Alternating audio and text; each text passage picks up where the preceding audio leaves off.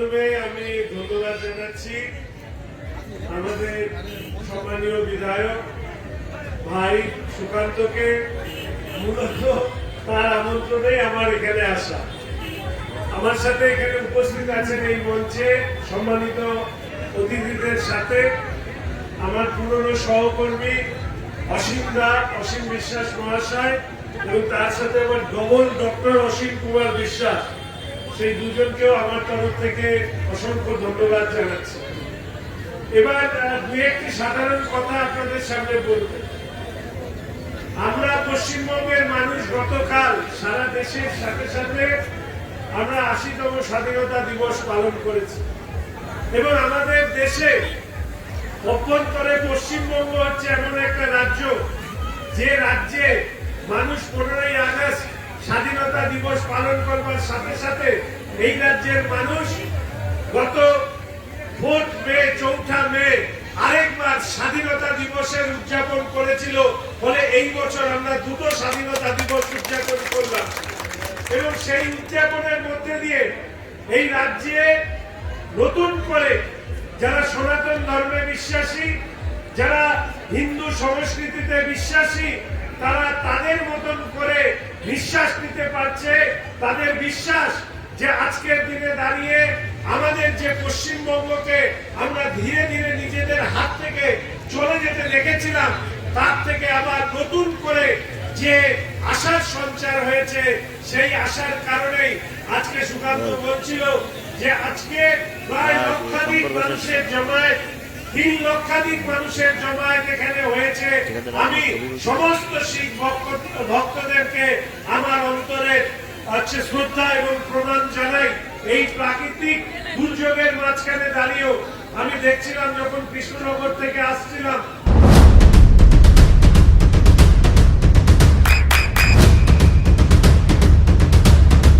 বৃষ্টিতে স্বস্তি। বৃষ্টি অ্যাকোয়া বিশুদ্ধ পানীয় জল। মানুষ খালি পায়ে তারা হেঁটে হেঁটে জল ঢালবার জন্য এইদিকে আসছিলেন, বলছিলেন 12টার সময় যতদূর সম্ভব মন্দির খোলা হবে এবং সেই সময় তারা জল ঢালবেন।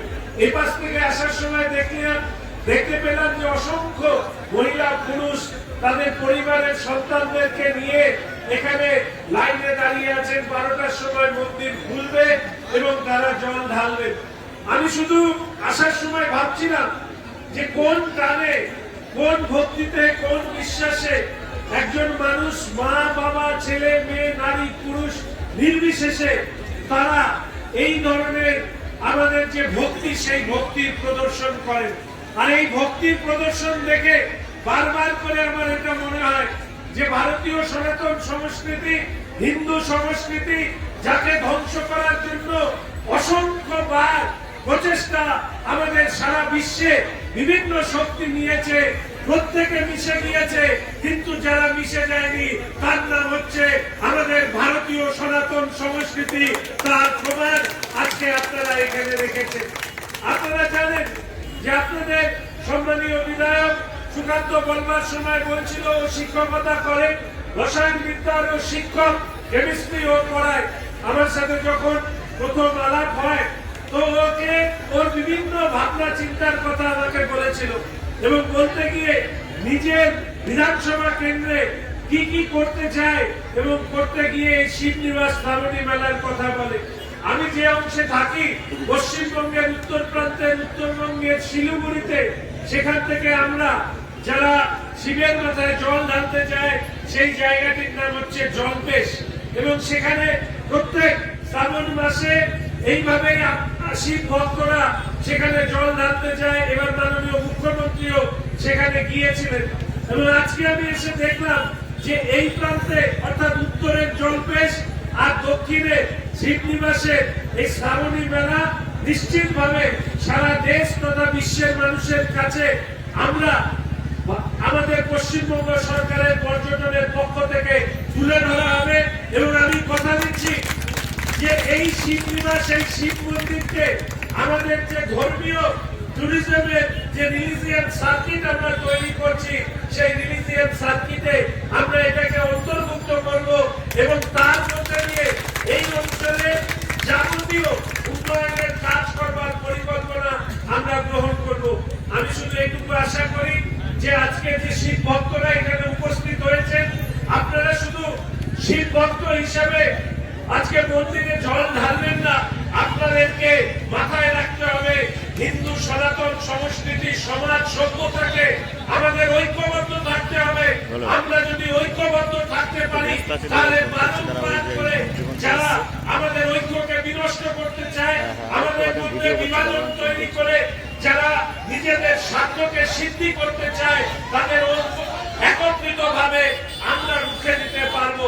তাই আশা রাখি যে সুকান্ত সহ এখানে যারা এই শ্রাবণী মেলায় উদ্যোক্তারা যারা রয়েছেন, যাদের পরিকল্পনার কারণে সুকান্ত বলছিল যে এর আগের থেকে ব্যবস্থাপনায় যে দুর্বলতাগুলো ছিল, ফাঁকগুলো ছিল, সেগুলোকে মেটানোর চেষ্টা করা হয়েছে। এবং আমি কথা দিচ্ছি সরকারের পক্ষ থেকে আগামী দিনেও শুধু এটাকে পর্যটনের মানচিত্রে নিয়ে আসা নয়, এই যে শিব ভক্ত এত লাখ লাখ মানুষ এখানে আসেন, তাদেরকেও আরো কি কি ব্যবস্থা আমরা করে দিতে পারি সেই চেষ্টা আমরা করব। আরেকবার আমি মহাদেবকে আমার তরফ থেকে প্রণাম জানিয়ে, আমার ভক্তি জানিয়ে, আরেকবার আপনাদের উদ্যোক্তাদেরকে আমার সম্মান এবং শ্রদ্ধা জানিয়ে আমি আমার কথা শেষ করছি। ধন্যবাদ, নমস্কার। হর হর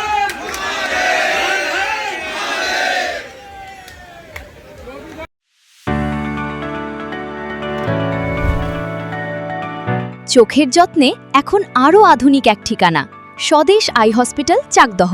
চোখের বিস্তারিত পরীক্ষার জন্য রয়েছে উন্নত জাইস ডায়াগনস্টিক প্রযুক্তি। নির্ভুল পরীক্ষার জন্য রয়েছে আধুনিক ব্যবস্থা, পরীক্ষা থেকে চিকিৎসা ও উন্নত পরিকাঠামো। আপনার দৃষ্টির যত্নে স্বদেশ আই হসপিটাল। আমাদের ঠিকানা Sukhsagar road, Chakdaha, Nadia.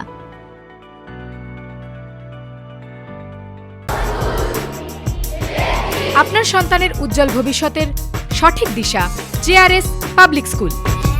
JRS public school, যেখানে শিক্ষা এবং আনন্দ একসাথে। JRS public school has an excellent team of teachers for the holistic development of your child. আপনার সন্তানের উজ্জ্বল ভবিষ্যতের একমাত্র ঠিকানা জেআরএস পাবলিক স্কুল। আপনি কোথায় ইনভেস্ট করবেন, কেন করবেন, বুঝতে পারছেন না তো? সঠিক গাইডলাইন পেতে আজই আসুন নদিয়ার চাকদাতে নিবেদিতা প্রাইভেট লিমিটেডে। Nivedita private limited, marketing and distribution service. Balcony বা সিঁড়ির রেলিং, মডিউলার কিচেন বা ড্রয়িং রুম, এক কথায় আপনার স্বপ্নের বাড়িকে করে তুলুন আরো সুন্দর। Chakdah ply centre, gorgeous look বা কোয়ালিটি সবেতেই number 1। Chakdah ply centre, Chakdah ply centre, KBM, Chakdah, Nadia. হোমওয়ার্কটা করেছো? হ্যাঁ স্যার। এ বাবা, ভুল করেছো কেন? চোখে কেমন ঝাপসা দেখছি, লিখতে আর পড়তে খুব সমস্যা হচ্ছে। চাকদার মডার্ন অপটিক্স থেকে ভালো চোখের ডাক্তার দেখিয়ে নাও। প্রতিদিন প্রকৃত চোখের ডাক্তার ও দৃষ্টি বিশেষজ্ঞ মডার্ন অপটিক্স, চাকদহে। চাকদা অ্যালুমিনিয়াম সেন্টার, প্লাই, কাঁচ, laminates, kitchen fittings, door lock, window ও অ্যালুমিনিয়ামের খুচরো ও পাইকারি বিক্রেতা। চাকদা অ্যালুমিনিয়াম সেন্টার, পূর্বলালপুর 50 নম্বর রেলগেটের পাশে, চাকদা, নদিয়া। নদিয়া জেলার সবথেকে বড় বিল্ডার্স চাকদার মা মনসা বিল্ডার্স, রড ও সিমেন্টের পাইকারি ও খুচরো বিক্রেতা। মা মনসা বিল্ডার্স, পদ্মবিলা, চাকদা, নদিয়া। রুম রে মাত্র 1500 টাকা থেকে স্টার, খাওয়া দাওয়া রিজনেবল প্রাইস। নদিয়ার একমাত্র 3 স্টার ক্যাটাগরি হোটেল এনবি সোনার বাংলা হোটেল, কল্যাণী এইমসের ঠিক উল্টো দিকে, কল্যাণী, নদিয়া।